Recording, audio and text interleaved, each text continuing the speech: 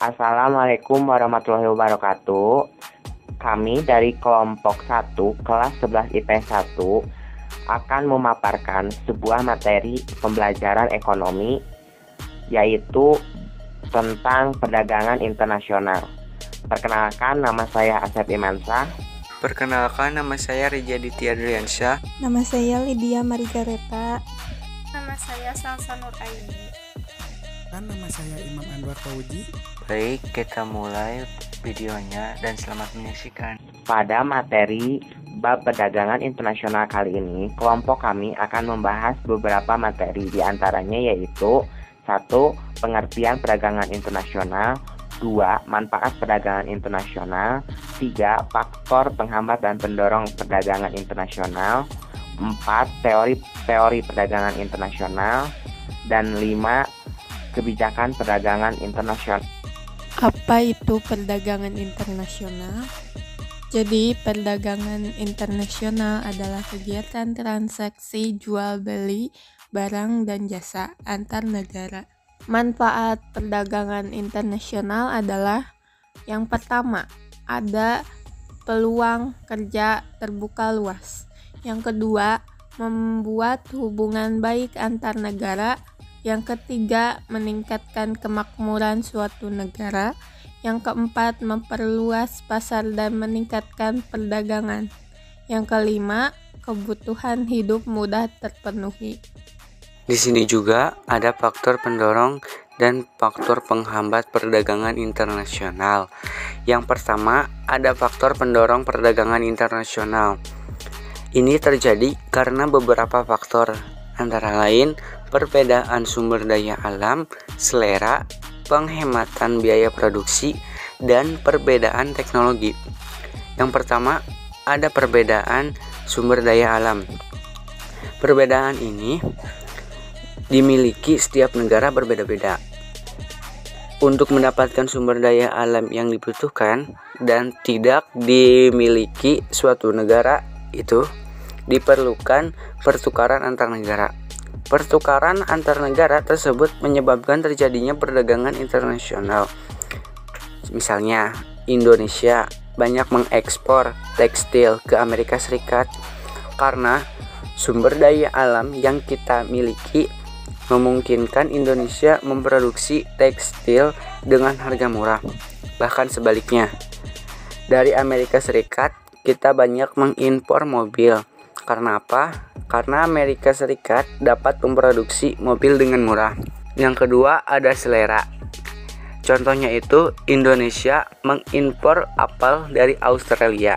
Meskipun buah apel juga ada di Indonesia, tetapi orang Indonesia banyak yang menyukai apel dari Australia sehingga perlu diekspor. Dan yang ketiga, ada penghematan biaya produksi atau efisiensi. Perdagangan internasional memungkinkan suatu negara dapat memasarkan hasil produksinya pada banyak negara. Barang yang diproduksi dalam jumlah besar akan lebih murah daripada barang yang diproduksi dalam jumlah kecil.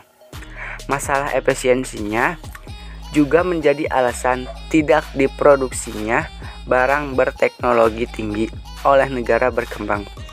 Akan tetapi, karena industri mobil lokal belum berkembang, biaya produksi dan pemasarannya lebih mahal.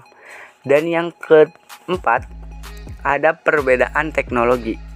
Perbedaan teknologi menjadi keunggulan dalam memproduksi barang berteknologi maju.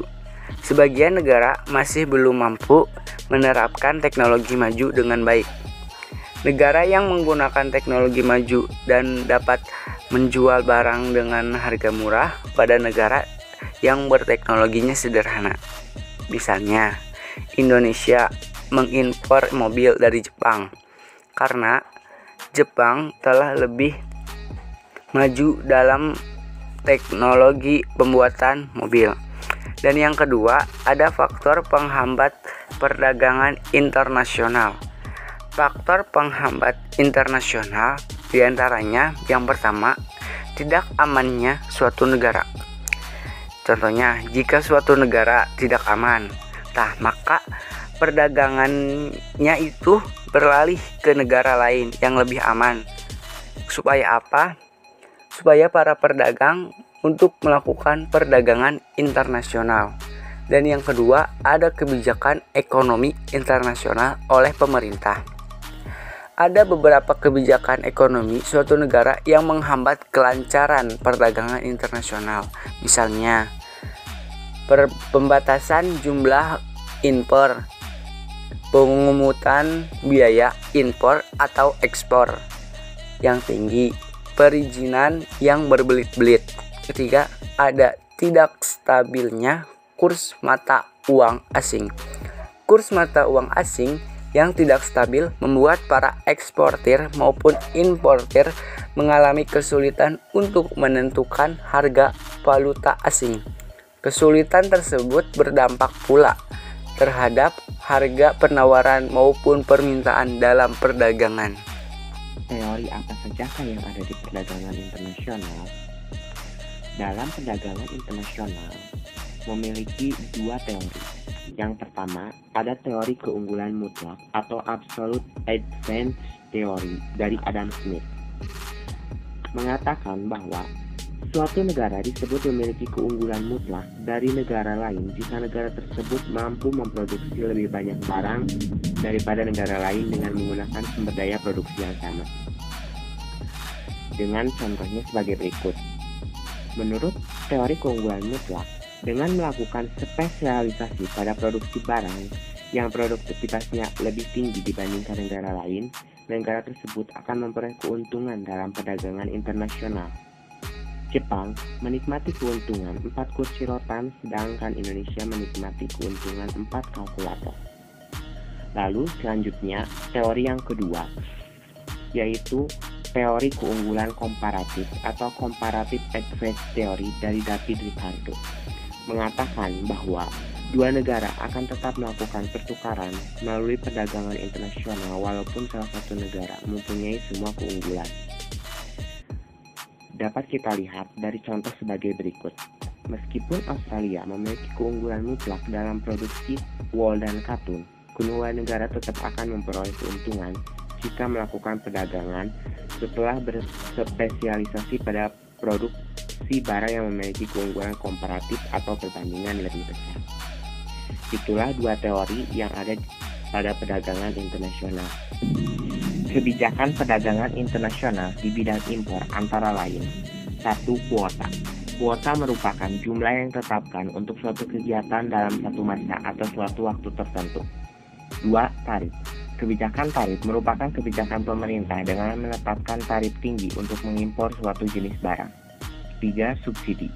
Subsidi adalah perbedaan harga antara barang impor dan barang dalam negeri. Ada kemungkinan harga barang impor lebih murah daripada harga barang produksi dalam negeri. 4. Larangan impor. Dengan berbagai alasan, ada barang tertentu yang dilarang impor, misalnya barang-barang yang berbahaya untuk masyarakat. Sedangkan kebijakan perdagangan internasional di bidang ekspor antara lain sebagai berikut. 1. Diskriminasi harga. Diskriminasi harga adalah suatu tindakan dalam penetapan harga barang yang berbeda untuk suatu negara dengan negara lainnya.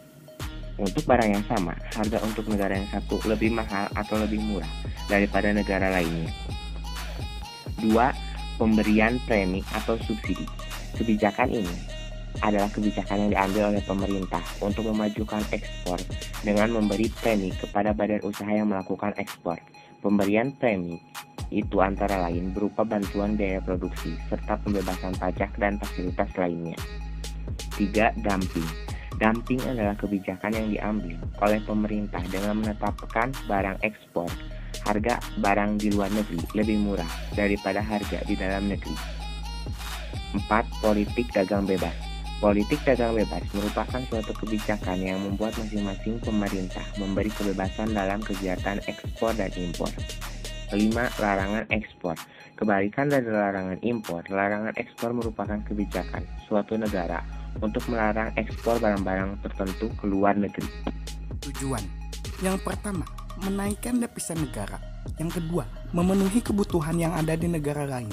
Yang ketiga, memperoleh keuntungan eksternal dan internal. Yang keempat, memperluas pasar. Yang kelima, transfer teknologi modern. Alat pembayaran internasional. Yang pertama, letter of credit.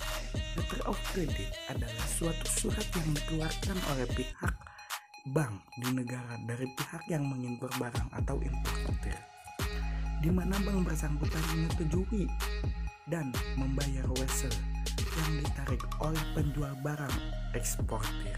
Yang kedua ada advance payment atau cash payment. Advance payment merupakan salah satu cara pembayaran internasional di mana importir terlebih dahulu membayar harga barang sebelum barang diterima. Yang ketiga ada open account. Cara pembayaran dengan open account merupakan kebalikan dari advance payment. Pada advance payment, importer terlebih dahulu membayar harga barang, maka setelahnya barang diterima. Pada cara pembayaran open account, barang telah dikirim penjual atas nama pembeli. Pembayaran dengan cara open account sangat menguntungkan pembeli, sebab barang diterima sebelum pembayaran dilakukan. Cara pembayaran open account juga terjadi pada pihak-pihak yang telah saling kenal dan pihak pembeli juga telah menunjukkan reputasi yang baik. Karenanya, cara pembayaran open account banyak dilakukan oleh induk perusahaan dan anak perusahaan. Yang keempat, ada commercial bills of exchange yang lazim atau disebut BESL atau trade bills adalah yang ditulis oleh penjual eksportir yang berisi pemerintah pada pembeli untuk membayar sejumlah uang pada tanggal jatuh tempo pada masa datang. Dan yang kelima ada collection. Cara collection adalah suatu cara di mana eksportir menugaskan penagihan harga barang yang diekspornya pada salah satu bank. Penagihan dilakukan atas dasar dokumen yang diserahkan eksportir pada bank yang ditugaskan menagih atau remitting bank. Remitting bank setelah menerima dokumen-dokumen collection selanjutnya meneruskan dokumen tersebut ke collecting bank dengan menggunakan collection instruction. Jika collection bank tidak dapat berhubung dengan importir, maka collection bank dapat meneruskan ke bank lain. Neraca perdagangan. Yang pertama ada pengertian neraca perdagangan. Neraca perdagangan atau neraca ekspor-impor adalah perbedaan antara nilai ekspor dan impor suatu negara pada periode tertentu yang diukur menggunakan mata uang yang berlaku. Apa itu devisa? Devisa adalah uang asing yang beredar pada suatu negara dan digunakan untuk pembayaran transaksi dengan luar negeri. Ini dia gambar contoh-contoh devisa. Sekian dari kelompok kami. Mohon maaf apabila ada kesalahan atau kata-kata yang kurang jelas. Wassalamualaikum warahmatullahi wabarakatuh.